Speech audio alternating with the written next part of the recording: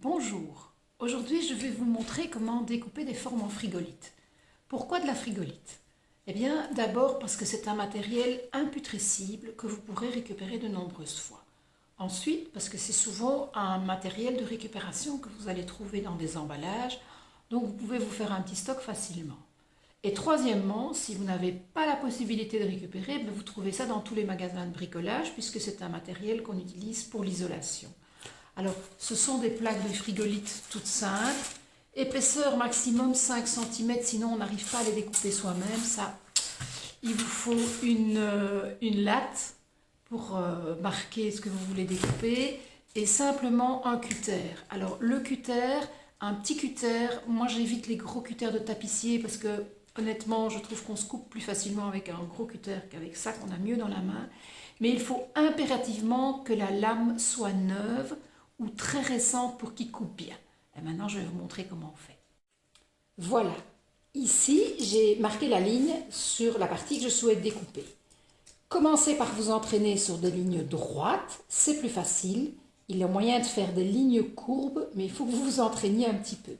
Alors, je sors la lame de mon cutter assez loin pour qu'elle puisse faire comme une scie. Alors, le principe, c'est de scier en faisant un petit mouvement de haut en bas sans jamais tirer le cutter et le forcer vers l'arrière. Dans ce cas-là, vous allez déchirer la frigolite et vous n'arriverez à rien. Donc, je me mets sur le bord de la table. Ne coupez pas votre table ni votre nappe. Je suis désolée pour le bruit, c'est pas très sympathique, mais voilà. Donc, je mets mon cutter ici et je vais faire un petit effet de scie. Bas, haut, bas, haut, bas, haut. Voilà. Ah, là, je suis un peu trop loin. Voilà, je vais le remettre un peu en fonction de l'épaisseur. Voilà. Et j'avance petit à petit, mais sans jamais forcer vers l'arrière.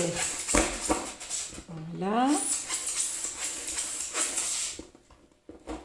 Ma lame bouge un peu, c'est normal. Voilà, vous avancez vraiment en bas, en haut, en bas, en haut, en bas, en haut. Et je ne force pas. Et en faisant comme ça, vous allez voir, je vais vous montrer après, vous allez avoir une coupure très nette. Et il n'y a aucun de petits morceaux de frigolite qui tombent ni en haut ni en bas. Voilà. C'est vraiment un effet de scie. Je ne saurais pas me couper puisque la lame qui coupe est ici. Donc à la fin, faites simplement attention. Voilà, délicatement. Et voilà. Et voilà, je viens de finir de découper. Regardez, la coupe, on dirait presque un bord aussi beau que les autres bords. Voyez? Et ça, c'est parce que je n'ai pas forcé. J'ai simplement fait un petit mouvement d'aller-retour.